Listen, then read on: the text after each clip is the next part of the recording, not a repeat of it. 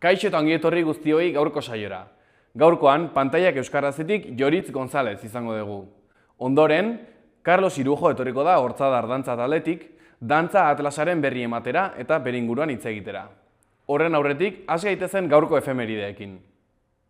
Gaurko egun batean, baina 1944ean, Angelu eta Miarritze bombardatu zituzten hegazkin estatubatuarrek. Bonben xedea, nazien kontrolpeko azpiegiturak eta batez ere Parmako aireportua suntsitzea ziren. 150 zibil hil zituzten ordea, 250 zauritu eta 375 etxe suntsitu. 1940ko ekainaz geroztik, Ipar Euskal Herria bitan zatituta geratu zen. Donibane Garazitik gora nazien menpeko lurraldea zen, eta behera bitxiko erregimen kolaborazionista frantziarraren menpekoa. 1942ko azaroan Alemaniak Frantziako estatu osoa okupatu zuen. 1971ko egun berean, Javier Batarrita Elespuru hil zuen Espainiako Guardia Zibilak errepideko kontrol batean. Etako kidea zelakoan, nahastuta, buruan tiroa eman eta ondoren beste 58 tiroz josi zuten. Auto berean zioan Martin Ballesteros larri zauritu zuten. Garaiko agintari frankistek zoritxarreko istripu izendatu zuten gertakaria, eta ez zuten inor zigortu. Boluetako krimena gisa batailatuta geratu da jende askoren oroimenean. 1973ko martxoaren 27an, Marlon Brandok uko egin zion Oscar saria jasotzeari, AEB-etako jatorrizko herriei ematen zitzaien tratuagatik. Ekitaldira Apache ekintzaile bat igo zen, Satchen Little Feather izenekoa, eta berak irakurri zuen adierazpenean Hollywoodek jatorrizko herria kriminalizatzen zituela salatzen zuen. Ekitaldian zeuden aktore eta zuzendariek txistu egin zioten harren irmo irakurri zuen komunikatura. Jatorrizko herrien hain mugimenduak, egunak zeramatzan Wounded Knee-ko lurrak okupatzen Oskarren ekitaldia egin zenean. 3 urteren ondoren, 1976an, 24 orduak euskaraz ekimenaren barruan Donostia, Loiola, Iruñea eta Bilboko herri irratiek 24 orduko euskarazko irratsaioa egin zuten, lege frankistek utzitako zirrikitu bat baliatuta. Egun berean, Donostiako belodromoan euskal kantari eta abeslarien ekitaldi erraldoi bat egin zuten, eta 11.000 lagun bildu bertan. Jose Luis Zumetak diseinatu zuen 24 orduak euskarazen kartela. Mugimendu euskaltzalearentzat indar erakustaldi garrantzitsua izan zen. Jaialdian bildutako dirua euskaltzaindiari eman zioten. Azkenik, 2021ko martxoaren 27an, Suezko kanala blokeatu zuen Ever Given merkatalontziak, eta mundu mailako logistika blokeoa eragin. Enpresa taiwandar baten ontzi erraldoiak albo bat jo zuen Indiako ozeanoa eta Mediterraneoa batzen dituen Egiptoko kanal estrategiko hartan, eta alderik alde itxi zuen bidea. 6 egun behar izan zituzten bidea irekitzeko. Blokeo horrek merkantzien bidalketa ekatea eten, eta kaosa eragin zuen munduko logistika kateetan, hornikuntza arazoak ekarrita. Izan ere, Suezko kanaletik pasatzen da munduko itsas komertzioaren 10% baino gehiago. Errepasatu dezagun aste honetako agenda.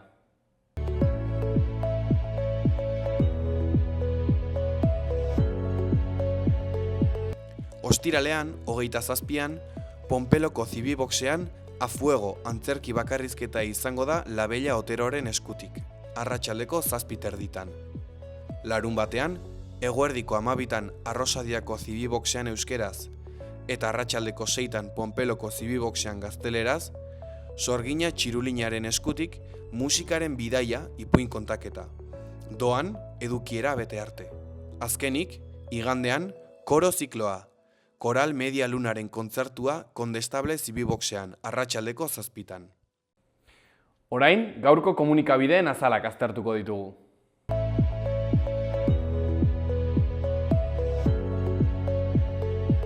Diario de Noticias egunkarian horrela dio lerroburu nagusiak. Gobernuak Nafarroaren soberakina etxe bizitzan, osasungintzan eta errepideetan inbertituko du. Lehenengo puntuan, hori 271 milioi da, eta ez dira zorrak kitatzeko erabili beharko. Bigarren puntuan, gobernuak etxe bizitzen ikuskapenak indartu nahi ditu. Argazki nagusian, mankomunitateko ordezkariak Gurutze plazan instalatutako erakusleihoaren ondoan daude. Sentsibilizazio kanpaina baten barruan, 24 orduz hondakinak botatzeak, herritarrek edukiontziak maizago erabili ez balituzte izan ditzaken ondorioak erakusteko. Honen titularrean, bolseoaren aurkako erasoa. 400 euroko isuna edukiaren kanpoan hondakinak uzteagatik. Eskuineko berrietan, Noelia Castillo ia 2 urte itxaron ondoren eutanasia bidez hilda. Azpian, hezkuntzak jaiotza tasa baxua dela eta itunpeko 14 ikasgela ezabatu ditu. Ondoren, haurrezkuntzako hezitzaileek lan baldintza prekarioak eta irakasle langile erratio handiak salatzen dituzte. Jarraian, Iruñeak Zabalekuaren frontoia berreskuratuko du plaza berri batekin.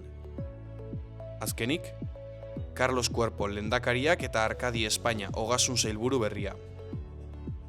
Ezkerreko berrietan, batetik, ostegun beltza Nafarroan lan istripuentzat. Bestetik, gobernuak langileak Gitiumera transferitzea sustatzen ari da. Horiz, batetik, Laura Pausini abeslariak dio, beti izan naiz gardena eta zintzoa nor naizen azaltzeko. Bestetik, artea eta euskara kondestablen. Diario de Navarra egunkarian horrela dio lerroburu nagusiak. Hezkuntzak 33 aurreskolako ikasgelak ixteko asmoa du Nafarroan, jaiotza tasaren jaitsieragatik. 4 urtez ezabatzeak 19 klase publiko eta itunpeko 14 klaseri eragiten die. Irudi nagusian, eskualdeko polizia agente bat, atzo, Baltierrako hondakinak kudeatzeko enpresan. Segundo Pedro Orozko pala batekin jota hil zen tokian. Honen lerroburua, 2 lan istripu hilgarri. Tuterako langile bat hilda Baltierran eta Sant Estebaneko kamioilari bat Araban. Goiko eskuineko berrian, Sánchezek bere ministro teknikoki trebeena, Carlos Cuerpo, presidente orde izendatu du. Ezkerreko berrietan, Kongresuak elektrizitatearen, gasaren eta erregaien bezaren murrizketa berretsi du. Azkenik, Laura Pausini abeslariak dio, Iruñean energia oso autentikoa sentitzen dut, zortea dute leku hau edukitzeagatik. Goiko berrietan, Zaragoza etorbidea, Tuterako merkataritza arteria nagusia. Bestetik, sakristanek Fernan Gomez omentzen du Gaiarren. Berria egunkarian, aldiz, honela dio lerroburuak. Europako Parlamentuak, Europar Batasuna eta Amerikako Estatu Batuen merkataritza ituna onetsi du. Lehenengo puntuan, itun hori aurrera ateraz gero, AEB-etako salgai gehienei muga zerga kenduko zaie. Aitzitik, Europakoei 15%koa ezarriko zaie.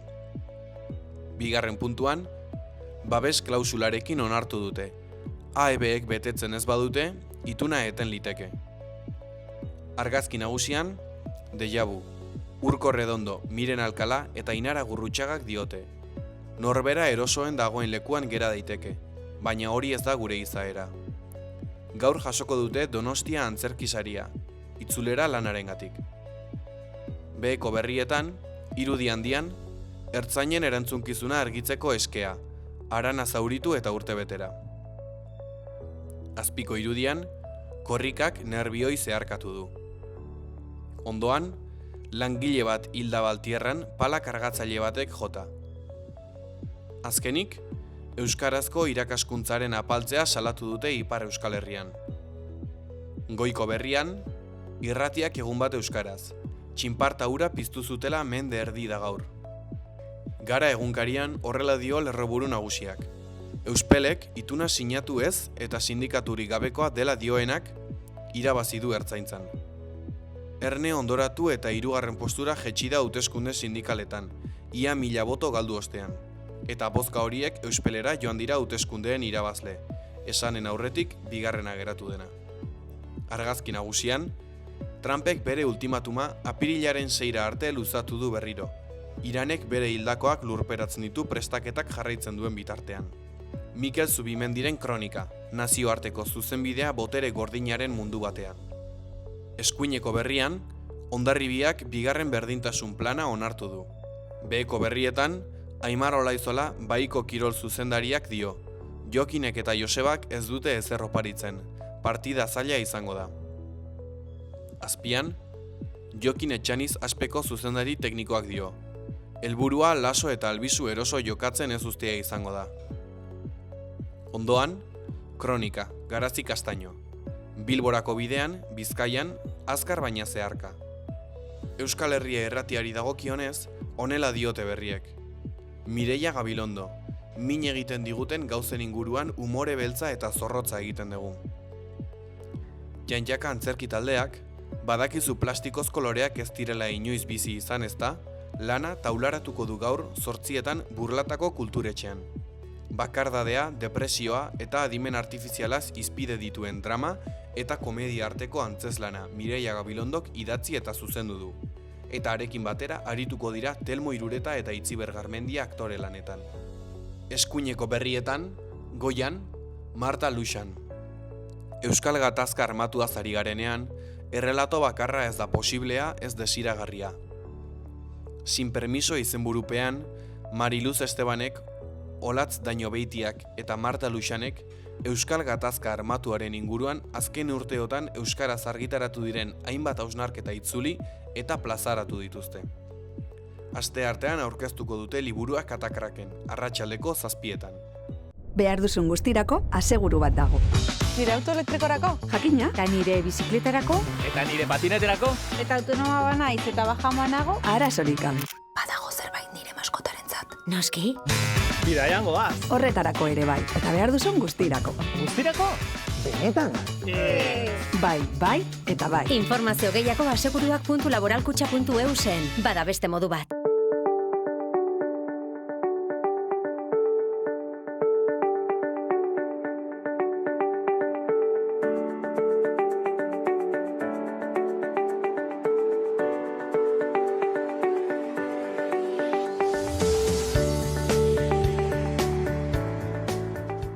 Kaixo eta ongi etorri gurera, Joritz, zer moduz?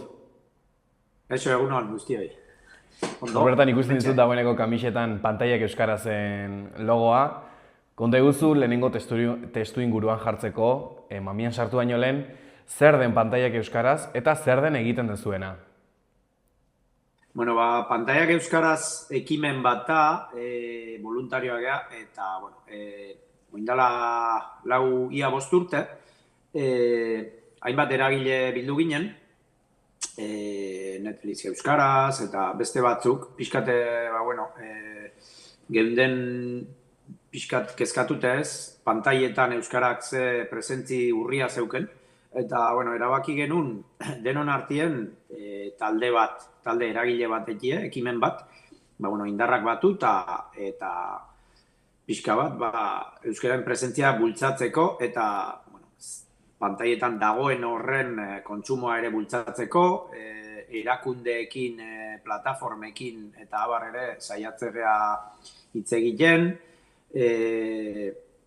geure iritziak ematen eta egia esan, lortu ditugu aurrera pausotxo txikiak, baina uste dugu oraindik ere gauze asko dago laiteko.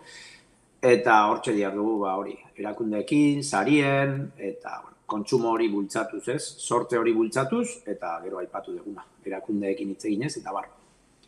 Gaurkoan, ETB-ren inguruan edo ETB-ren bueltan gertatzen ari den asuntu baten inguruan, etorri zera hitz egitera, zer da gertatu dena zehazki? ETB-ek erabaki du ETB3 eta ETB4 iztea. Ez du eragileekin hitz egin, alde bateko erabaki bat izan da, eta bapatekoa. Eta guk ez genuen espero edo behintzat ez geunden jakinaren gainean, jende gehiena bezala, pentsatzen. Eta, zoritxarreko sorpresa bat izan da. Inguruan somatzen da, ez? Kezka hori eta haserre hori ere bai, ez? Jendien artean. Zuek nola jaso zenuten berri hau? Hau da, zuek izan da justo kontrako bultza hori egiten duzuena ez? Euskerazko pantailan aldeko esfortzu egiten duzuena, nola jaso zenuten berri hori? Hasieran zurrumurru batzuk entzuten hasi ginen, eta geure taldean hitz egiten hasi ginenerako, konturatzerako, egun bat edo bi beranduago ETB-ek ofizial egin zuen erabakia, eta handik beste egun bat edo bira, itxi egin zuten, bain dela astebete edo izan zen, eta esan dakoa, bapatekoa, denborarik ez, hitz egiteko, eta nik uste, hori ez, alde bateko erabaki hori hartu aurretik, ez dakit, eragile batzukin behintzat, hitz egin beharreko kontu bat dala uste, edo ez dakit, daukan garrantziagatik, ez, gure hizkuntzarako. Espero zenuten halako zerbait gertatu zitekeenik? Bueno, horrelako erabaki batzuk bai ikusi ditugu, ez genuna espero agian ez nola izan dan, ze abiaduratan, ze kontestutan eta ze azkar, eta inorrekin hitz egin gabe. Igual agian moduak oso bapatekoak eta ez genituen espero. Bai ikusten deula, ETB-ren hizkuntza politikan agian joera hori, eta sumatu dugu, gero gauza batzuk ere txalotu ditugu, ez da dana kritika, eta kritika denean konstruktibo baiten saiatzea, baino bai, erabaki hau oso azkarra izan da alde batekoa, jakin gabe eta nik uste jendea zerre dagoela, ez? Eta horren erakusgarri, zema jende ari den sinatzen, ez? Erabaki horren kontra edo. Okerrez banago, ETB-ek adierazi du zerbait aterako duela horren ordez. Zuen ustez hau itxiera bat da edo eraldaketa moduko bat? Bai, ETB-ek pixka bat hori saldu du, ez? Eraldaketa bat dela eta badagoela aukera eta digitalizazio prozesu horretan, garatze pauso bat dela eta kontua da, hori teorikoki gu horrekin hau egon gaitezke, baina hor trantzizio edo progresu bat egon behar du. Jende askok oraindik ez du internet bidez ikusten, telebistan aplikazioak edo smart TV-ak ez ditu, eta ongi dago sustatzea digitalizazio hori, baina horrelako pausuak eman aurretik nik guk uste dugu balorazio bat egin behar dela, eragileekin hitz egin, eta gero bai sustatu, baina kolpetik bapatean etxe askotan geratu dira euskarazko marrazkirik gabe, adibidez, bereziki umeak, ez? ETB3 bereziki umeentzako kanal bat zen, pentsatu behar dugu kontestua, ez? Etxe askotan oraindik, imaginatu, umetxo batzuk, Aiton Amonen etxera doaz. Aiton Amonek agian ez daukate Smart TV-rik, ez daukate internetik, ez dakite aplikazioak jaisten, edo ez dakite online tablet bat erabiltzen, imaginatu, 5 urteko umetxoak, 6 urteko umetxoak, etxe askotan egiten zutena zen ETB3 jarri, eta marrazkiak euskeraz ikusi. Hori kendu eginda, egun batetik bestera. Orduan, guk uste dugu, beste modu batzutan eta beste abiadura batean egin berreko pausuak direla. Gertakari guzti honetan eta aipatzen zenuen erabaki hau alde batetik soilik hartu dela eta gertakari guzti honetan orokorren hartuta, zer da zuri gehien harritu zaituena? Bai, hori moduak eta unea bera ere bai, ez? Orain korrikaren kontestu honetan, ez? Zubia zegoen, baita ere tarteko, joan den asteburuan, eta bapateko erabaki hori, inorri ezer esan gabe, eta gero sustatze edo promozio handirik ez da egin. Hor, esan dena da, ETB-on ipiniko dutela, ETB3 eta ETB4-en ordezko gisa edo, baino guk ez dugu, ez dakit, uste dugu ezin dela konparazio bat egin. ETB-onen beste eduki mota batzuk egongo dira, eta gainera lehen aipatutakoa. ETB-on edo online ikusi daiteke, edo aplikazioa jaitsi behar da, eta kalkulatzen da, oraindik Euskal Herrian 40%, oraindik ez dagoela prest. ETB-on edo Makusi plataformak ikusteko. Makusi plataforma adibidez guk txalotu genuen, baina oraindik Smart TV askotan ezin da instalatu, edo eta jendeak ez daki instalatzen, edo ez daki dagoenik ere. Sustapen lan hori oraindik guk uste du egiteko dagoela eta kontuan eduki behar da, hori ez lehen aipatutakoa, hori progresiboki egin beharreko gauza bada. Jende askok oraindik antena bidez jasotzen ditugun edo kanal horietan oinarritzen da, eta hor gertatzen dena praktikan hori da, ez? Ume asko, kanal hori gabe geratu dira, egun batetik bestera. Jakin gabe zergaitik, guri jendea galdetzen digu, eta hau zergatik, ze pasatu da, eta jende asko eta asko, ez? Eta lehen aipatu deguna, sinaura bilketa bat ipinen abian pixka neurtzeko, ez? Eta ikusiena da, jendea oso azerre dagoela, ez? Korrikan bertan ari gara ikusten, errebindikazioak eta ETB 3 ez itxiren aldeko aldarriak eta bar. Hementxe bertan, aipatzen duzue, orain zuk esan duzu bezala, Smart TV-ak, ehuneko ia 40ak ez daukala Smart TV-rik. Datu horrek zer esan nahi du zehazki eta zein da bere eragina? Beno, azken finean da, etxeen portzentai handi batean, eta gero iparraldea hartu beharko litzateke kontutan ere, etxe askotan geratu direla praktikan euskarazko marrazki biziunik gabe, zuzenean, eta ohitura horiek egun batetik bestera kentzen badugu, ume horiek ze ikusiko dute orain, ikusiko dutena da marrazki bizidunak beste hizkuntza batzutan, eta ohitu egingo dira, eta gero ohitura horiek aldatzea oso zaila da, oso zaila. Eta nik uste geure buruari harriak botatzen gabiltzala, horrela, ze azkenean jada geneukan tresna bat garatu zitekeena demorarekin kolpetik kendu da, eta bai ari dira gauzak egiten, baina trantzizio hori guk uste egu ez dela ondo egin, eta oraindik asko dagoela sustatzeko. Eta oraindik hori jende asko ez dela ohitu, edo ez dela gai, edo ezin duela dituen gailuengatik, makusi, ETB-on eta abar ikusi. Aipatzen zenuen, honekin batera, aurren hizkuntza ohiturak aldatuko direla. Horrez gain, zer gehiago gertatu daiteke adibidez aurren denbora librearekin? Hori gertatzen da, ez? Azkenean ereduak, ume txikiek askotan ereduak, gaur egun aditu diote, umeek pasatzen dituztela egunean 4-5 ordu pantailei begira. Ordu horietatik, euskeraz, jada gutxi ziren. Eta kentzen baditugu, oraindik gutxiago. Ereduak hortik elikatzen dira, beraien ereduak hor daude asko, ez? Hor daude, esamolde asko, eredu euskaldun asko, ez bakarrik hizkuntza aldetik, baita ere kulturalak izan daitezke. Hori mozten bagabiltz, guk arrisku bizia ikusten dugu, adituek diotenez gainera ez, beraien ereduak eta zer ikusi eta zer entzuten denaren arabera, honek eragina dauka, hizkuntza ohituretan eragin zuzena gainera.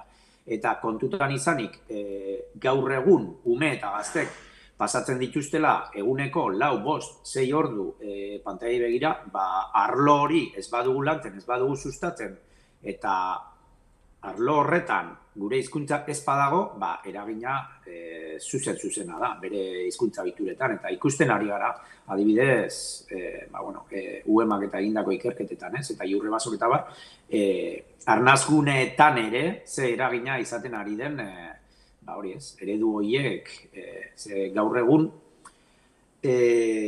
orain dela urte batzuk, telebista konbentzionala zegoen, eta etxe euskaldunetan euskaraz egiten zen, baina gaur egun gailuekin hizkuntza hegemonikoa handi horiek ez, kasu honetan gaztelania eta frantsesa, etxeraino sartzen zaizkie umei, eta egunean orduak eta orduak. Eta beraien ereduak horiek dira. Horrek, gero, lagun artean, aisialdian, eta eragin zuzena dauka, adituen arabera. Eta beraz, oraindik garrantzitsuagoa ikusten dugu guk pantaien presentzia hori, ez?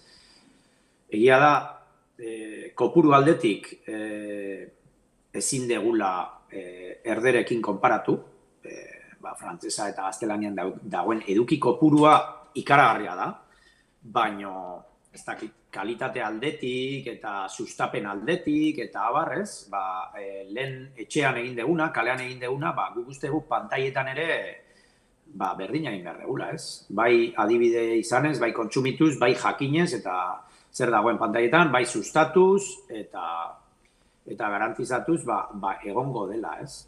Hor ez pagaude, pantaietan ez pagaude, gaur egun, hizkuntza ohiturak aldatuko direla, adituen arabera, errealitate bat da, ja. Benetan, familien 40% euskerazko marrazki bizidunik gabe gelditzea, hau da, EITB konstiente da hartu duen ze eragina duen ze, 40% ez da zenbaki txikia. Ez gu hori aipatu izan dugu, ez? Ez dakigu, benetan erabaki hori hartzerako konstiente izan denez, oraindik ze garrantzia duen. Beraiek datu batzuk manejatzen dituzte, ez, audientzia datu batzuk, baina audientzia datu horiek oinarritzen dira azkenean helduen audientzi kopuruetan eta bar. Begiratu beharko litzateke zenbat umek eta zenbat etxetan ikusten ari ziren hori, eta gero ze garrantzitsua den ume horiek txikitatik hori konsumitzea, ez?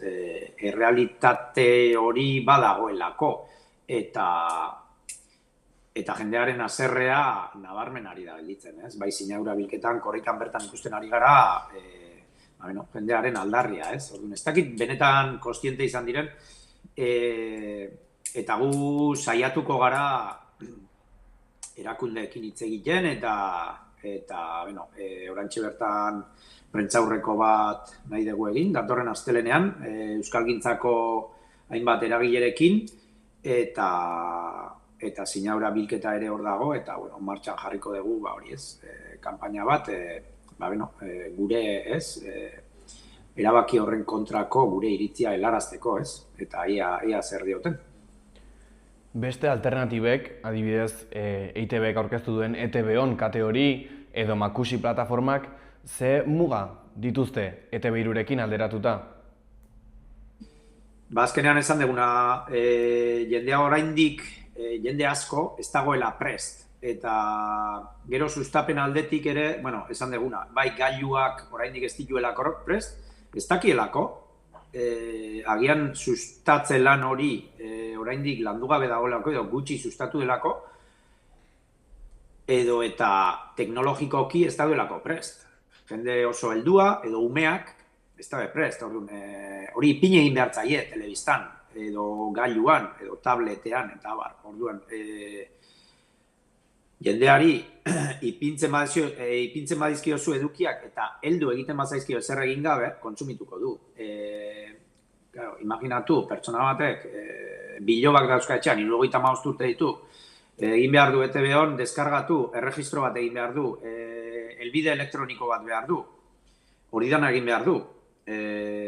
Hori esfortzua da, eta gaina hori jakinda.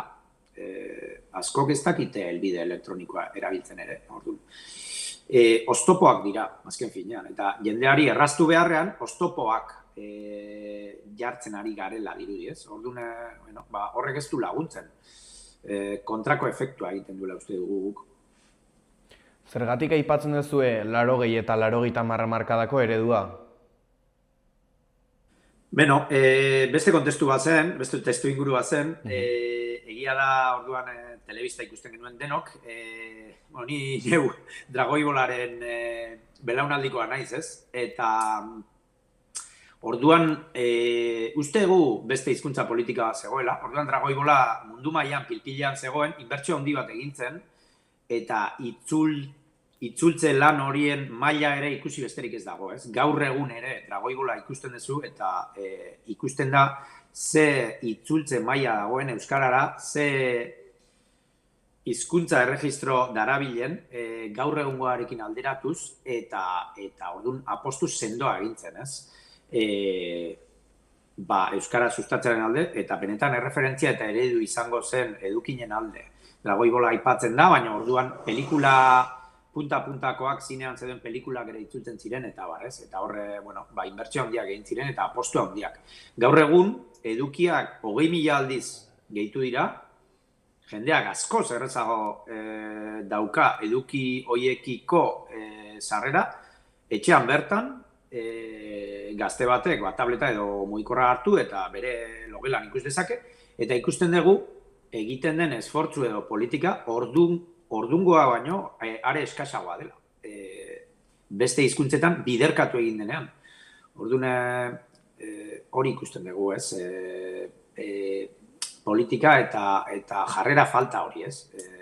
Ikusten dugu, eta askotan argumentua izaten da, jendea ez dago ohituta euskeraz ikusten, ez badauka aukerarik, ez bada sustatzen, ez bazaio iristen, sekula ez da hasiko euskaraz konsumitzen, ez? Hori hitz egin izan dugu, ez? Batzuk diote, egia da, nik esaten mien lagune.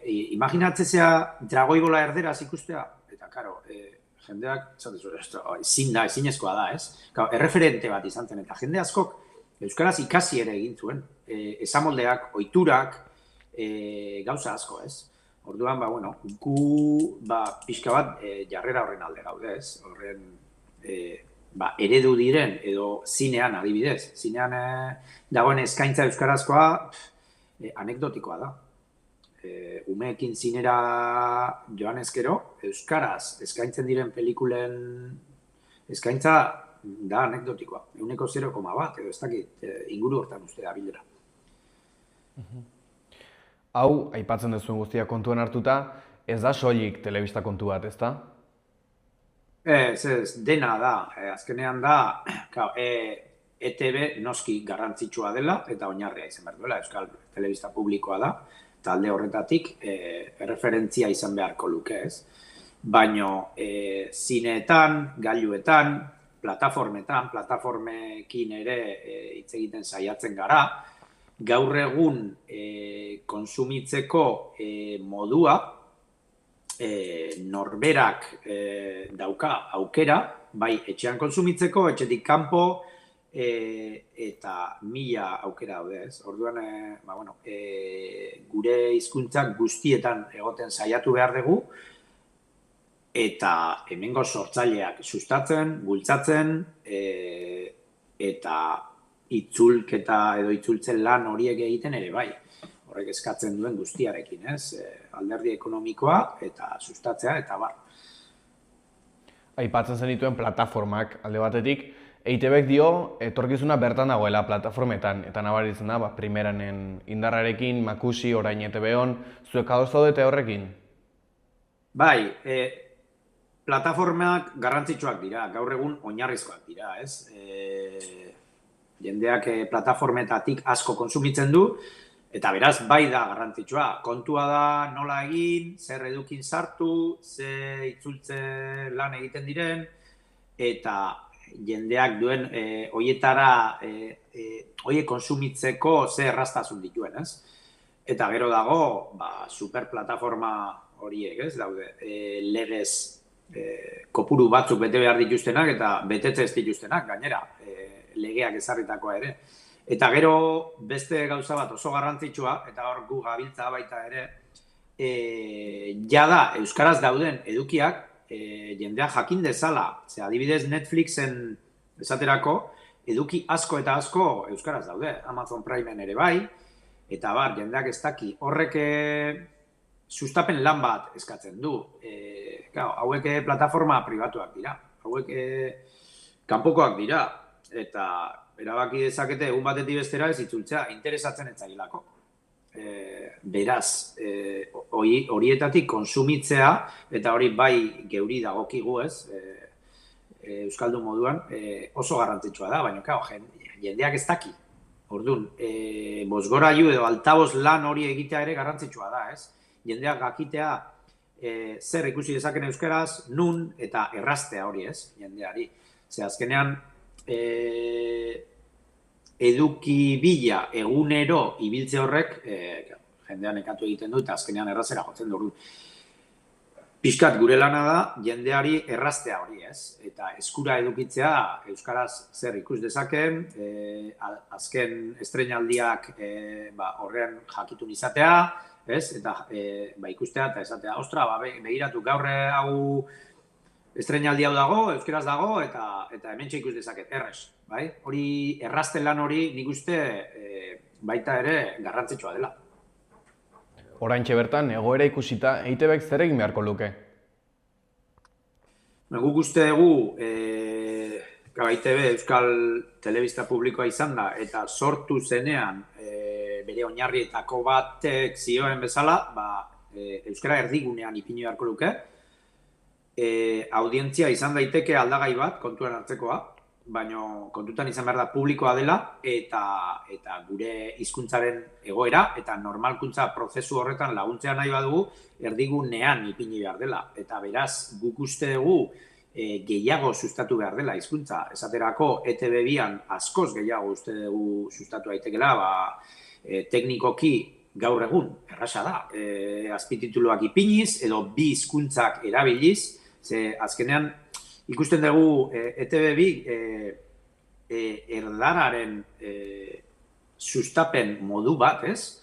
Eta askotan jende euskalduna erderaz egiten. Eta agian, orain dela 40 urte, testu inguru horretan, ondo zegoen, baina gaur egun Euskal Herrian 40%ak naiz eta ez erabili badaki teorikoki euskaraz. Beraz, uste hor aurrera pausoak eman beharko liratekela alde horretatik esaterako.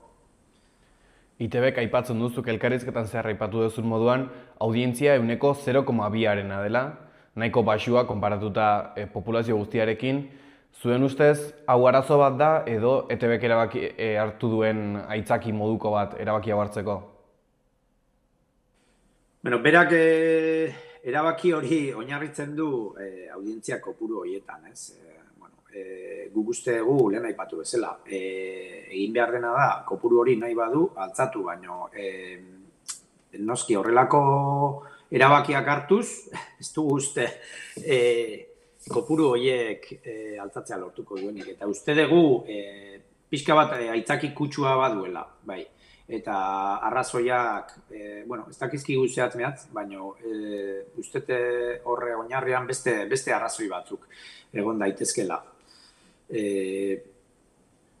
Ez dugu uste 0,2koa denik umeen kasuan, audientzia, eta erabaki horrek uste dugu benetan kaltea egingo duela. Bukatzera bidean pixkanaka, aipatu duzu sinadura bilketa bat egiten ari zeratela. Zer moduz doa sinadura bilketa hori? Oso ondo. Egun bakar batean, edo 2 egunetan, lortu genuen 20.000 sinadura biltzea. Langa hori pasatu dugu, eta 23.000 jada lortu ditugu. Ez genuen pentsatzen hainbeste egingo zirenik, eta gaina jendearen azerrea somatu dugu. Eta, ia 25.000 lortzen ditugun, edo buelta horretan ibiliko garela pentsatzen dugu. Eta horren arira, datorren astelenean, Donostian, prentsaurreko bat egingo dugu euskalgintzako hainbat eragilerekin. Hor egongo gara adibidez Euskararen Kontseilua, Aldatu Gidoia, EITB-ko sindikatuak ere hor egongo dira gurekin, ELA, LA, BSK, Steilas, beste eragile zenbait ere egongo dira, eta erabaki horren bueltako prentsaurrekoa egingo dugu, astelenean bertan. Ekimen hau babestu nahi duenarentzako eta sinadura egin nahi duenarentzako non sinatu daiteke? Bai, gu sareetan gaude, sare sozial ezagunenetan, Instagramen, Ixan, TikToken eta bar, bestela web horria ere badaukagu, beraz, pantaiak euskaraz klikatu ezkero edo zein lekutan, eta orain kanpaina hori bultzatzen gabiltzez. Sinadura kanpaina hori, eta horretan gabiltz, lehen aipatu duguna, erabaki horren larritasuna kontutan izanik, hor murgilduta, ez? Eta gero bestalde, aipatu, orain korrikaren bueltan, ETB3 ez itxiko aldarria ikusi dugu, geuk ere hori hasieratik bultzatu genuen, eta geu ere horretan arituko gara. Eta aipatu, Bilbon, igandean, guk geure kilometroa dugu, goizeko 7 herrietan, Bilboko sarreran, eta hori izango garela, gure aldarriekin, eta gero ekitaldi nagusian ere, han izango garela, kamisetak, pegatinak, eta geure aldarriak banatzen, eta edo zeinek beharko balu edo informazioa eskaintzen. Bukatzeko, Joritz, oraintxe bertan, ETB-ri zenmezu bidaliko zenioke? Beno, agian oraintxe bertan Euskalgintzako eragileekin biltzea eta elkarrizketa jator bat izatea eta pixka bat euskara erdigunean jartzea eta helburu propio jartzea, ez? Hizkuntzaren erabilera hori eta nola egin daitekeen, ez? Alde bakarreko erabakiak hartu aurretik. Mila esker gure etortzeagatik, Joritz. Ez dakit, bukatu baino lehen beste zerbait aipatu nahiko zenukeen. Ez, ja aipatu dugu. Hori, gure aldarria momentu honetan eta bueno, jendea bultzatu pantailetan gure hizkuntza kontsumitu dezan eta saltzeatu dezan eta edo zer gauza edo nun kontsumitu edo edukiak non dauden begiratu nahiko balu, esandakoa.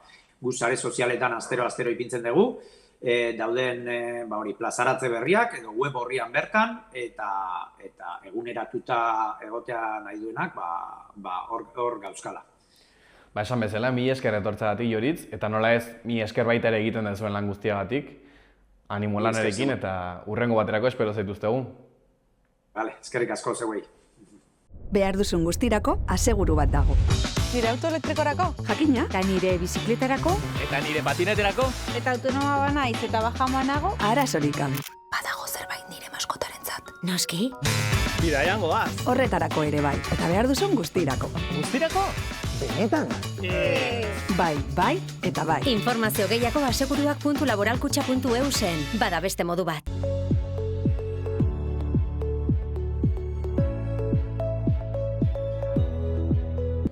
Ostiralean hobekuntza txiki bat nabarituko dugu. Eguna lainopean eta bustitik hasiko dugu eta goizean oraindik euri apur bat egingo du. Egunak aurrera egin ahala eta ekialdetik hasita atertzera egingo du eta hodei geruza saretuz joango da. Baina mendebaldean jasotzea gehiago kostatuko zaio. Arratsaldean ostarteak eta hodeiak tartekatuko dira. Tenperaturak berdin jarraituko du edo agian apur bat igoko da. Haizea ipar-ekialdetik sartuko da, bizi xamar zenbait momentutan, eta elurkota 1000-1200 metrora egongo da. Larun batean, giro iluna eta euritsua izango dugu, bereziki eguerditik aurrera. Goizean goizetik fronte hotz baten etorrerak, hodeiak ekarriko ditu eta zirimiri apur bat egingo du kantauri isurialdean. Eguerdi aldera frontea iritsiko da eta horrekin batera euria denera zabalduko da. Arratsalde gau partean prezipitazioa zaparrada moduan egingo du. Elurkota jeisten joango da eta arratsalde gau partean 1000 metro inguruan kokatuko da.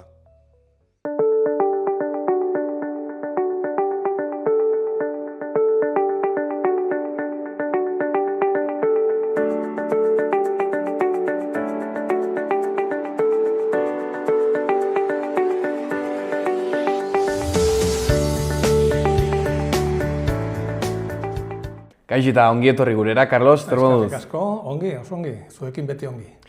Hortzadar dantza taldetik, zatoz, dantza atlasa aurkeztera. Konta iguzu labur-labur, dantza atlasa zer den?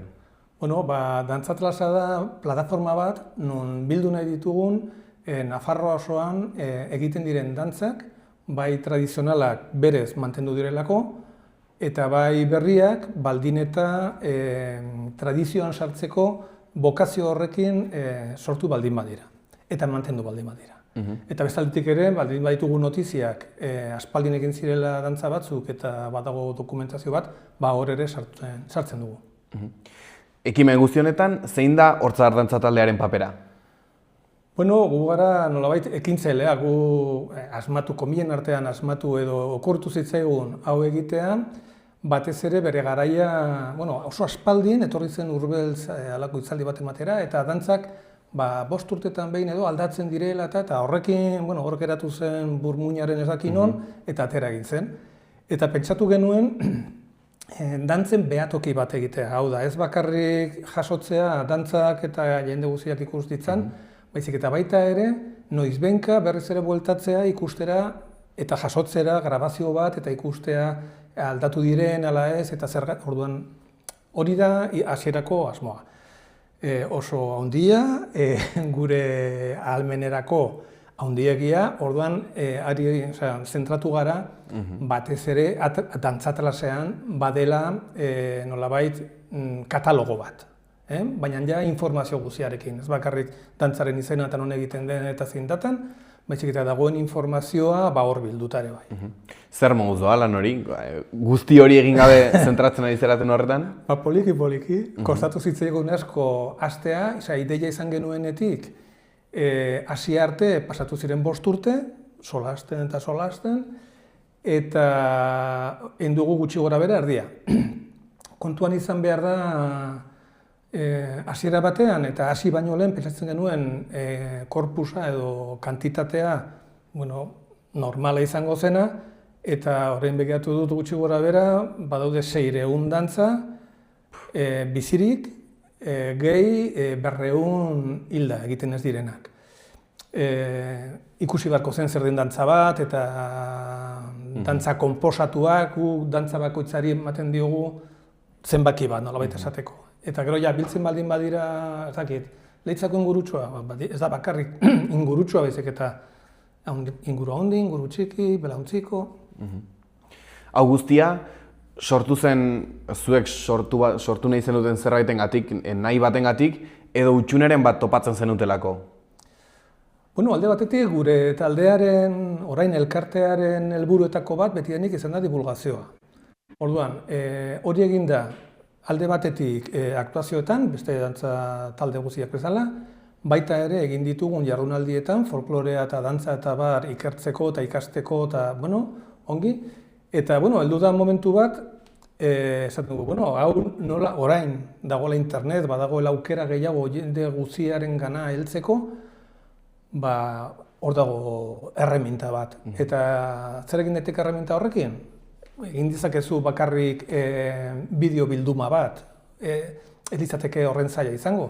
Baina, dokumentazioa sakabanatua dago, liburuotan, artxibotan, artikuluetan, gu saiatzen gara hori biltzen, transformatzen eta fitxa batera eramaten, eta fitxa hori edonor kontsulta dezake hor. Ez bakarrik testu moduan eta edo irudi moduan, baizik baita ere, jartzen dugu partitura, jartzen dugu audioa, dena erabilgarria, dena libre, eta gure helburua ez da hortik zerbait ateratzea, baizik eta zabaltzea.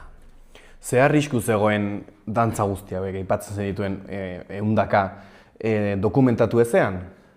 Hemen kontua da, alde batetik, dantzaren mundua ez dela bizitzen ari bere momenturik agian hoberena zentzu batean. Mutilak gero eta gutxiago dantzatzen dira, ez dakit futbolarekin aski duten edo. Hori ez da problema bat, baldin eta emakumeak sartzen baldira dantzan, sartzen dira, mantentzen dira, baina nolabait, hori ikusten da patriarkatu famatua ere bai. Sartzen dira emakumeak dantzan, gizonezkoak bostasola zaie, joaten dira hortik, eskenatoki horretatik desagertzen dira, eta gizarteari ere bai, ematen du, zaiola inporta. Orduan, nolabait, hurrengo pausoa da umeak dantzatzea bakarrik, eta hurrengoa da desagertzea. Hori da arrisku bat, orain dagoena. Beste aldetik, orain dago 1000, ez dakit afizio, baina aukera gehiago denbora librean, aisialdian egoteko. Orduan, gu gara horietako bat, lehen kulturak bazuen karga bat, eta jendea kulturaren alde egiten zuen apustu, eta bale. Beste aldetik ere, Atlasak balio du, norbaitek ikusten baldin badu, bere herrian egiten zela dantza bat, eta hor baldin badago informazioa agian berreskuratuko du. Eta hori ikusi dugu egin dela, adibidez Korean. Aurrek urtean berreskuratu zen Palotea doa, eta gu egon ginenan, haiek ikusi zuten bazegoela informazioa, bazegoela dantza bat berreskuratua, asmatu zituzten beste batzuk. Horretarako balio da, ez bakarrik hori ikusi dugu ere beste toki batzuetan ere egin dela. Erroibarren, Aezkoan, berreskuratzen ari dira, nolabait badagoelako aurretik informazio bat. Naiz eta hori galduta egon Gerra Zibilaren aurretik. Baina. Dantzaren atlaseari begiratuta orain, webgune horretan zer topatzen dugu? Hasteko dantzak bilatzeko bizpahiru modu ezberdin. Nik uste hoberenak. Nagusienak izango liratekeela mapa bat, Eta hor, dantza bat dagoen tokia badago seinalizatua, badago borobiltxo bat, kolore batekin, eta bestaldetik herrien arabera. Hori da Atlasaren oinarria nolabait, da mapa bat eta zentzu geografikoan.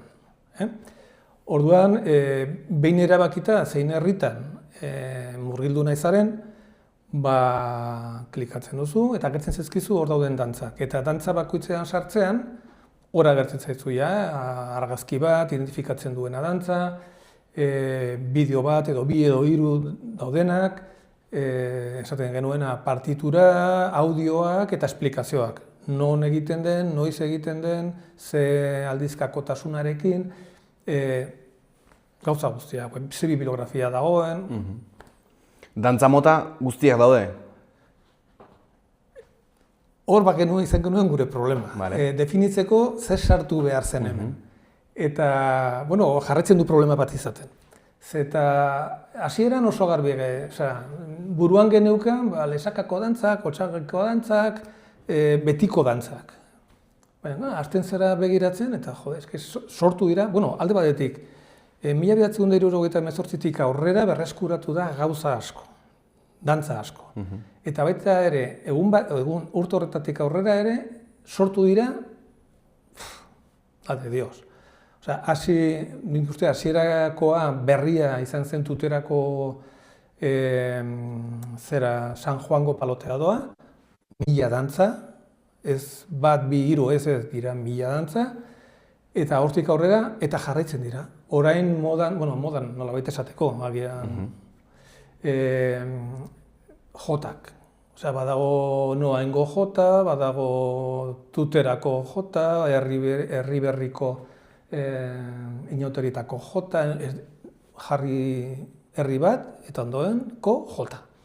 Eta hori modan jarri da. Dira jota erresak, sortzen dira, nik uste hor problema dago, ez direla sortzen jendeari irakasteko bokazioarekin, sortzen dira talde baten barruan eta dira, ez dakit, erritualak bezala. Hauek egiten dute, ez herriak.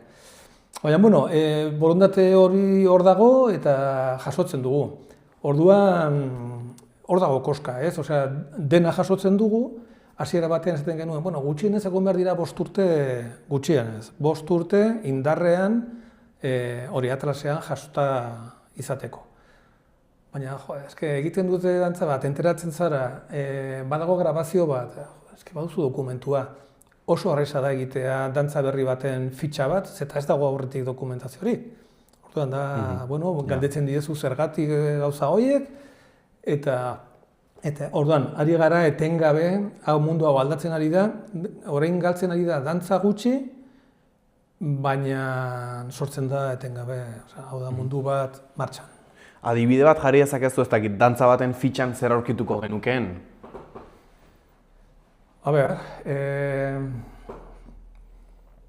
Adibidez, Otsagiko Korriako paloteadoan, oso berria aurreko urtean eginda, fitxa. Sartzen zara eta aurkitzen duzu bi zutabetan informazioa, eskuinekoan agertzen da multimedia delakoak, bideoak, agertzen dira audioak, agertzen dira partiturak. Eta ezkerrekoan, agertzen da alde batetik laburpentso bat, zer da Korriako paloteadoa? Adierazpen kultural bat, herriberaldekoa, teatro herrikoia eta dantzak biltzen dituena, eta mota honetako dantzak, arku dantza, zinta dantza, non egiten da, noiz egiten da, eta gero zer egiten da egun. Zer egin dute aurten hau egiteko? Ateratzen dira hemendik, joaten dira hara, igotzen da eskenatoki batera, hor egiten da representazioa, jendea dago gor, eta gero guk zen dugu azalpen historikoa naiz eta hori ez izan berez historikoa, da nolabait komplementarioa. Eta horra jaso dugun informazio guztiak, orduan, Hortzadargeren momentuan egin zuen ikerketa bat herriberaldean, 77an, eta hortik atera genuen Korriako dantza bat. ikerketa horretan. Gerora, hori jakinda egin dute horko elkarte batek pentsatu zuen hori errekuperatu behar zela. Jarri zen gurekin kontaktuan, gure taldean asmatu zen dantzaren bat, gero haiek beste koreografo, Herriberriko beste koreografo batekin asmatu zuten beste batzuk, horko gaiteroak, tuterako gaiteroek asmatu zituzten melodiak eta montatu zen. Eta orain igo behar duguna da, hain zuzen ere, bideo batzuk eta berreskuatu genuen dantza hura erabili izan da Dinamarkako erret baletean Bodas de Sangre delako espektakulo dantza garaikidearekin egiteko, baina aurretik ere erabili zen beste antzerki obra batean. Eta halako informazio bat aurki daiteke. Dantza, aipatzen zenituen 600 dantza bizirik, beste 200 hila, guztiek daukate orain aipatu duzun informazioa, edo agian batzuk utxuneren bat izan dezakete? Bueno, izan dezakete, bai. Kasu batzutan, adibidez, dantza galdu batean, kasu batzutan baditugu kantutegietan bildutako partiturak. Ordan badakigu ze motatako dantza izan zitekeen. Da uste bat, ez da egi oso bat. Baina, hor dago, orduan partitura hori jartzen dugu. Audioa oraindik ez dugu jartzen, eta, jartzea gure fanfarrea orain grabatzera kantutegietan, Donostiako kantutegian eta Azkoeren kantutegian dagoen botako gintuzte. Orduan hori ez dugu egin, orduan bakarrik jarrita dago partitura. Eta baldin badago informazio gehiago, adibidez, Arrasen badago hemen Australiako folklorista bat hil zena, sekzion femeninarekin lan egin zuena bere garaian, eta 3 liburutan jaso zituen, jaso zituen Nafarroko hainbat dantza, asko. Baina irakurtzen duzu, ez dago iturria aipatua sekulan, ez dakigu nondik atera dituen deskribapen horiek, ez dakigu nondik atera dituen partitura horiek, eta, badago inseguridade hori, ez dakigu. Hala ere, nola badago informazio hori, jartzen dugu. Ez dakit, Auzperriko ingurutxoa, hor dago, liburu horretan. Zalantzak sortzen ditu? Bai. Ez dakigu nondik atera dituen musikak, ez dakigu nondik atera dituen pausoak. Kasu batzutan gainera ikusten da oso pauso eskenatokirako asmatuak direla. Baina, hori esaten da, eta gero jendeak egin dezala nahi duena. Adibidez Auzperrin, aurrek urtean berreskuratu zuten ingurutxo bat, horretan oinarritua. Deskribapen horretan oinarritua. Ez dute esango atlasean, baina bai, deskribapen horretan oinarrituak. Jazta, ongi. Gaur egun, zer da dantza tradizionala? Galdera. Hori galdera. Azken finean nik uste tradizionala dela jendeak tradizionala kontsideratzen duena. Tradizioa da heltzen zaiguna eta guk moldatzen duguna. Ez da bakarrik aurrekoek eman digutena, baizik eta guk nola tratatzen dugun. Zeta guk badugu aukera hori baztertzeko edo eraldatzeko. Eta eraldatuta ere tradizioa jarraitzen du izaten. Orduan, dantza tradizionala? Nik uste, gizartea ere aldatu egin da denborarekin. Orduan lehen, nolabait esaten dira gizarte organikoak. Dena, nolabait, pentsamendu beraren azpian zegoena edo barruan zegoena. Orain hori aldatu egin da. Orain errezago da esatea badirela ez bakarila dantza taldea. Jende batzuk dantzan interesatuak daudenak. Ez da gizartea. Adibidez, Otsagabien ikusten dena dantzakin, batzuk dantzatzen dira, baina herri osoak badaki horiek direla haien dantzak, eta kofratikoak izan.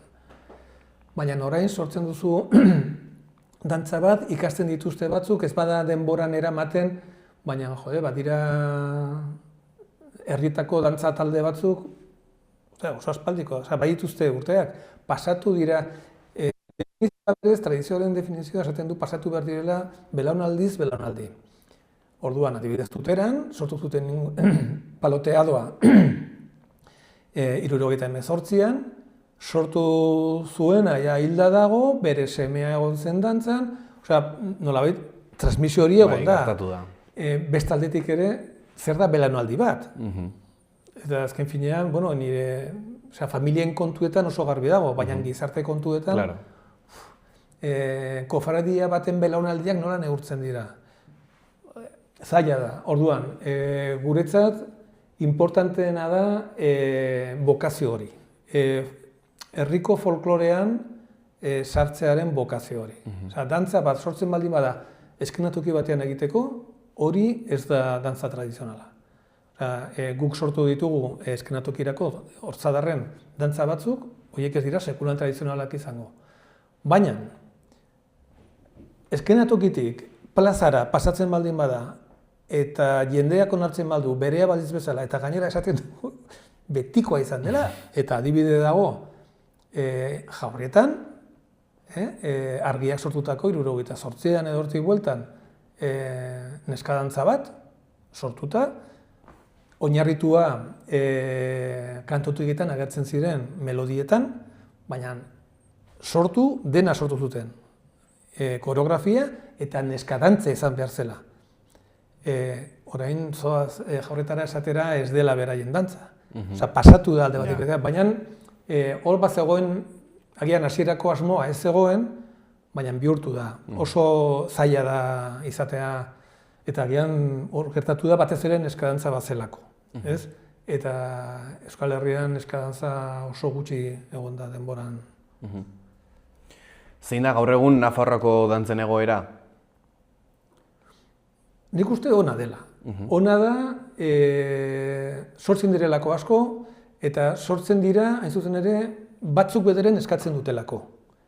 Ez da bakarri koreografoen kontua, baizik eta horatzean norbaitek eskatzen die edo norbaitzuk eskatzen diote hori sortzeko. Orduan alde horretatik ongi. Beste aldetik horrek badu problema bat nik uste orain, eta da sortzen diren dantzak direla oso erritualak. Ez direla pentsatuak esan dugun bezala, ez? Jende normala, jende xehea dantzatzeko. Ez dira erakusten normalean jende askori, bazoaz gaueko dantzaldira eta agian ez da dantzatzen, zergatik jendeak ez dakielako. Orduan, baditu bi aurpegi horiek, ez?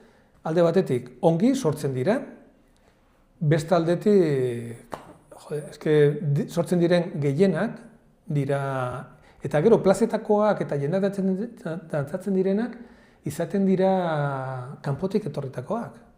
Osea, txapeloa delako hori bihurtu da, orain ez da jarri dute beste izen bat hemen, ematen du, bihurtu da gurea, osea, bere garaiko polkak eta mazurka eta eskotisak, Nafarroa beheran eta Luzaiden itzuli edo bihurtu baldin badira hemengoak, zergatik txapeloaz eta lunelul, errumaniakoa eta beste hainbeste, ez?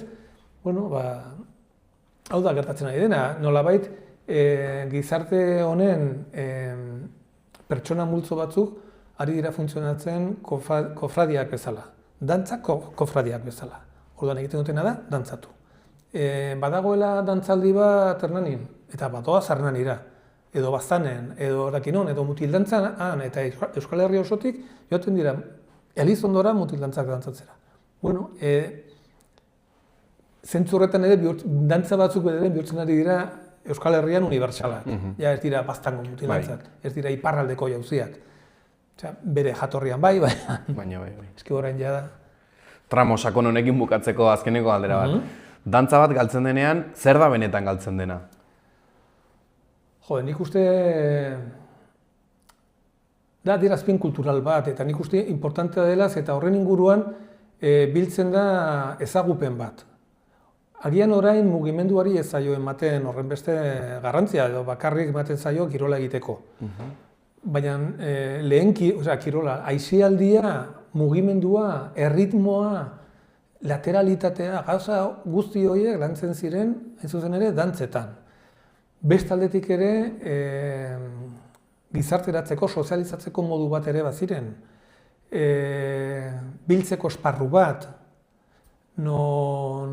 klase guztiak, esateko, bere nabardurekin, esan daiteke, biltzen ziren dantza berean, emakumeak eta gizonezkoak biltzen ziren toki berean. Hori galtzen da, modu hori.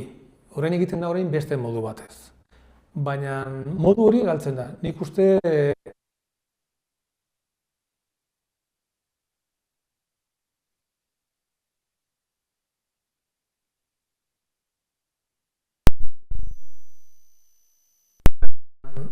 guk ikusten dugu taldera sartzen diren mutil gazteak eta neskekin konparatuta arritmiko totalak dira. Osea, neska bati irakastea dantza bat oso erraza da. Mutil bati zailagoak dira mutilen dantzak, baina dantza bere irakasten baldin badiozu, neskak ikasiko du lehenago. Mutilak ez gaude horretan formatuak, ezituak. Osea, bakarri da futbola, osea, agian guk frontoi bateko distantziak eta nora joango den pilota jotzen baduan, eta hori, zentzu espazial hori, agian bai. Baina hurbilekoa, zure metro inguruko hori galduta daukagu. Galduta daukagu. Batzutan ez dakigu txingoka. Ibiltzea esaten diozu mutu, egin txingo, ibili txingoka. Eta ez dakite, ez ahi ateratzen.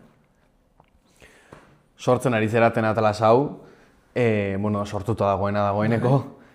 Zuek bakarrik sortu duzue, edo beste elkarte, dantza talde edo herritarrekin ere sortu duzue? Bueno, ekimena gurea izan da, baina gure borondatea ez da izan gurea izatea. Eta horregatik, hasieratik beti egon gara beste batzukin kontaktuan eta kolaborazioan. Egon gara dantza.eus elkartearekin, egon gara baita ere Unibertsitate Publikoko artxibo ondare ez materialaren artxiboarekin, kontaktuan eta beraiekin elkarrekin lanean, zuzen ere jarraitzen dugu beraiekin lanean, baina uste dugu importanteena, eta hasieran pentsatzen genuena zen, edo nork eman lezake bere aportazioa Atlasera. Hau da, norbaitek grabatzen baldin badu dantza bat telefonarekin, badago aukera bidaltzeko eta hori erabiltzeko web horrian. Guk beti jartzen dugu iturriaren izena, nork bidali du, nork eman digu informazio hori hala da. Beste aldetik ere, testuak eta tokiko agentei bidaltzen diegunean, beti esaten diogu, haiek alda dezaketela nahi dutena, gehi dezaketela nahi dutena, edo ken dezaketela nahi dutena. Nolabait, dantzatlasa dago beraien zerbitzura zentzu horretan. Eta gero jendeak ikusiko du nahi duena, ez? Baina horrek zailtzen du kudeatzea, zeta azken finean prozesu izan ziteke nola motza eta horrekin luzatzen da asko. Zeta, nik ulertzen dut, zeta ikusten dut gure buruan. Denbora erabiltzen da gauza askotarako eta bakoitzak momentu bakoitzean baditu bere lehentasunak eta hau geratzen da paperen multzoko azpiko aldean edo ez dago goian. Orduan, baina hori da gure nahia. Zergatik da ingarrantzitsua zuentzako jarrera hori izatea eta gainera herritarrei aukera ematea bideoak bidaltzeko eta parte hartze hori izateko? Zeta, guk ez dugu sekulan eduki propietatearen jabegoren jarrera hori. Folklorea ez da gurea, dantzak ez dira gureak. Naiz eta hor jarri eta bideo bat jarri eta bideo hori norbaitena edo norrena zen, dantzak dira herri bateko dantzarienak. Nolabait, esaten den agente kulturalenak. Orduan, hori oso garbi daukagu. Beste aldetik ere, hasiera batean, orain agian, nola egin behar dugun webaren berrikuntza bat, agian agertuko da Otsadarren izena nubait, orain agertzen da, baina hasiera batean, izenean beraen ere, erabaki genuen ez jartzea Otsadarren izena izuzen ere hori saiesteko. Jendeak ikus dezan ez dela gure gauza bat. Baizik eta guk gizarteari ematen genion alde batetik aukera bat eta beste aldetik produktu bat. Gizarteak gara dezan. Eta hori da. Zeintzu dira gaur egun proiektuaren erronka nagusiak? Bukatzea. Ez dela makala, Baditugu alde batetik bukatzea, zentzu da, fitxa guziak egitea, kostatzen du asko. Beste aldetik, hemen kontua da, daukagun dirua da daukaguna, orduan, nik uste grabazio onak egitea edo, oso onak egitea, nahiz eta gero herriko jendearen grabazioak eduki ere. Argazki onak izatea, jantzienak batez ere, hori da erronka bat. Eta beste aldetik, da zuzen ere, web orria dagoela plataforma batean, dela Drupal edo, baitu bere bertsioak, eta heldu zen bertsio bat, horrengoarekin bateragarria ezena. Orduan aldatu behar genuen hori. Beste aldetik ere, gure web orria alojatuta dago unibertsitateko dendelakoan. Eta aldatu behar dira. Jarri badute beste plataforma baten, orduan dena egokitu behar da. Orduan aurrek urtean erabaki genuen parlamentura jotzea diru askatzera. Zeta esaten ziguten aurrekontuak oso handiak ziren gurea bezalako talde baterako, eta eman digute subentzio nominatibo bat, eta horrekin ari gara orain, aurreko astean erabaki genuen ze enpresak egin behar zegun web orri berria eta database berria, eta horretan gabiltza orain, eta aurten urtea joango da horrekin seguruenik. Gazteen gana iristen ari da? Ez dakit, nik badazpada ere, nik badakit, heltzen zaiguna kanpotik, Bizkaiko taldetatik, eski horrein agertzen da non nahi, Ameriketako, Argentinako taldetatik eta, oso baliagarria zaiela. Hor dagoelako dena, dago nola ikasi, nola jo, nola entzun. Gazte, ez dakit,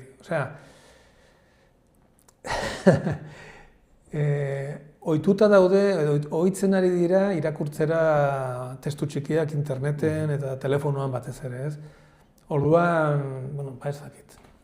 Ez dakit horren testu, ez dakit luzeak, ez dakit. Justo galdetu behar nizun, teknologiek laguntzen alduten, imaginatzet Argentinara iristeko baietz, agian gazten gana iristeko ere bai. Orain plataforma berriarekin behar duguna da, eta orain arte pentsatu da zegoen ordenagailutarako.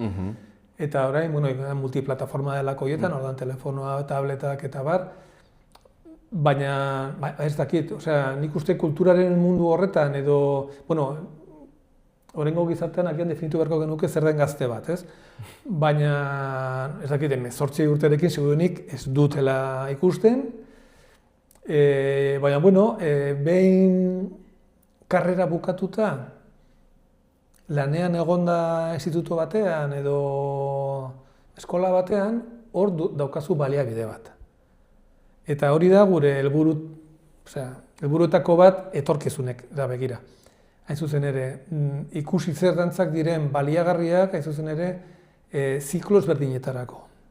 Oso aspaldin egin genuen ikastaro bat eta etortzen ziren irakasleak, institutoko irakasleak. Eta erabiltzen zituzten dantzak, ikasten genituen dantzak, aspaldin zen gimnasiako klaserako. Eta eske hor lantzen dira gauza asko. Koordinazioa, erritmoa, lateralitatea, eta hori nik uste desagertu egin dela. Urte batzuetan egin genuen CAP da kapazitazio ikastaro bat irakasle izateko. Ikastaro horietan ematen genuen klase bat, hain zuzen ere, dantzari buruz. Eta hor, bada baliabide bat. Nik uste oraingo gizarteak agian ez du hainbeste balioesten zera hau, kirolari begira dagoelako batez ere. Berdin zait futbola, saskibaloia, gainontzekoak daude baztertuta, gu bezala. Baina, hor dago dirua. Baina, etorkizuneko apostu bat. Uz ezagun horretan. Ados. Ikaragarrizko lana egiten ari zarete, bai dokumentazioan, digitalizazioan, divulgazio prozesu batean, sentitzen duzue horrekin nahikoa dela, edo nahiko zenukete ikusi balio duela egiten duzuen lanak praktikara eramateko, jendea dantzan jartzeko? Hombre, nik uste badugula problema bat guk geuk, divulgazioarekin, proiektuaren divulgazioarekin. Hau da, guk egin dugun propaganda nolabait esateko izan da foro akademikotan, edo, ibili gehien duela 2 urte Espainialdeko nafaretxetan hau esplikatzen. Zer zen hau, eta, badago aukera nafaretxetan edo euskal etxeetan dantza jasotzeko, musika jasotzeko eta ikasteko dantzan, zeta badira dantzataldeak Espainian zehar eta munduan zehar ere bai, ez? Ez dakit, osea, nik uste lortuko bakenu gizarteratzen proiektua, agian aukera gehiago izango zuela erabilia izateko, hainbat esparrutan. Kontua da, bueno, gu ez garela profesionalak, nolabait gure lanetik kanpo edo gure familietatik kanpo edo egiten dugula dena eta horrek sekulako galga da, hau aurrera emateko, hau zabaltzeko, hor dagoela zabaltzeko. Bueno, Carlos, oso gustora gaude hemen, baina bukatzen joan bargera. Pare bat galdera batak izkizut eta listo. Nun aurkitu daiteke Atlasa eta nola parte hartu daiteke? Nola? Lehendabizikoa? Atlasa nun aurkitu dezakegu eta nola parte hartu dezakegu? Bale. Normalean, dantza atlasa jartzen, euskeraz dantza atlasa jartzen duzunean, agertuko zaizue Nafarroako dantza tradizionalen atlasa eta hor sarbidea dago. Baita ere, badago Hortzadarren web orrian, badago Nabartxiboren web orrian ere, hori da sarbide printzipalak, nola idazateko. Eta bigarrena? Ea nola parte hartu? Hor bertan badago kontaktua. Badago aukera bidaltzeko edozin modutan, edo taldearekin, ez da bakarrik dantzatlasaren barruan dagoen kontaktua erabiltzea, ez da hori bakarrik. Hortzadarrekin kontaktuan jarriz, hor gauden, komisioan gaudenok, jasotzen dugu galdera edo eskaera edo eskaintza edo dendelako hori jasotzen da eta erantzuna ematen zaio.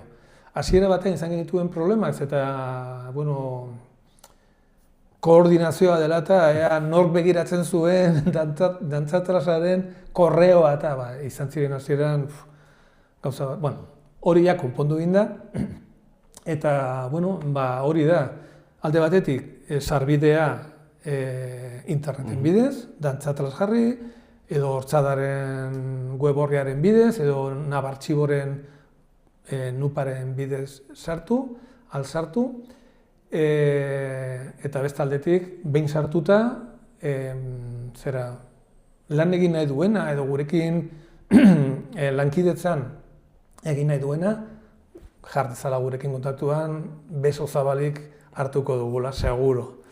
Bukatzeko, Carlos, zer esango zenioke tradizioa edo dantza tradizionalak urrun sentitzen dituen gazte bati?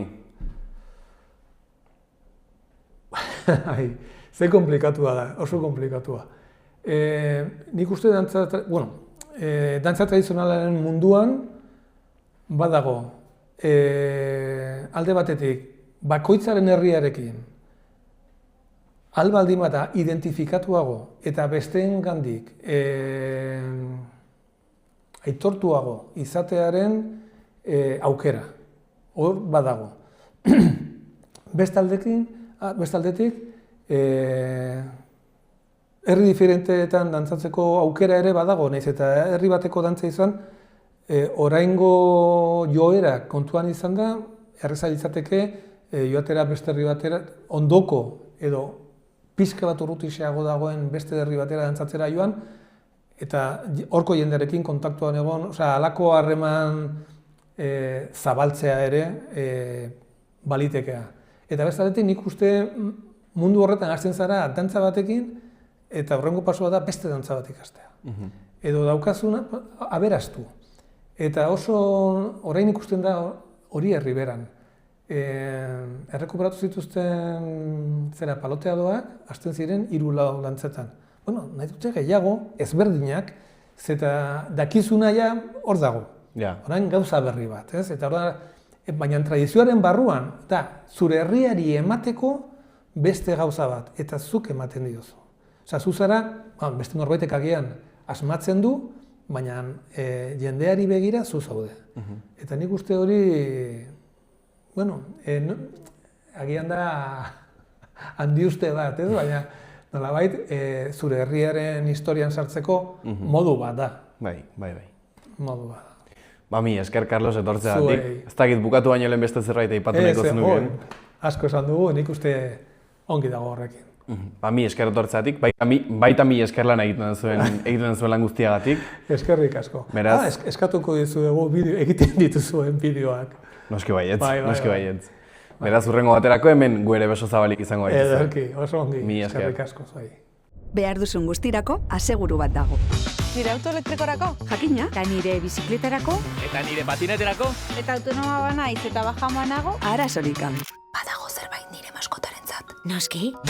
Bidaian goaz. Horretarako ere bai, eta behar duzun guztirako. Guztirako? Benetan?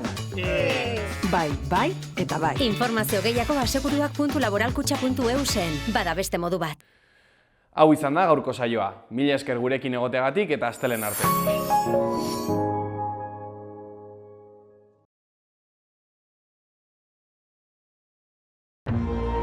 Gobierno de Navarra. Nafarroako gobernua.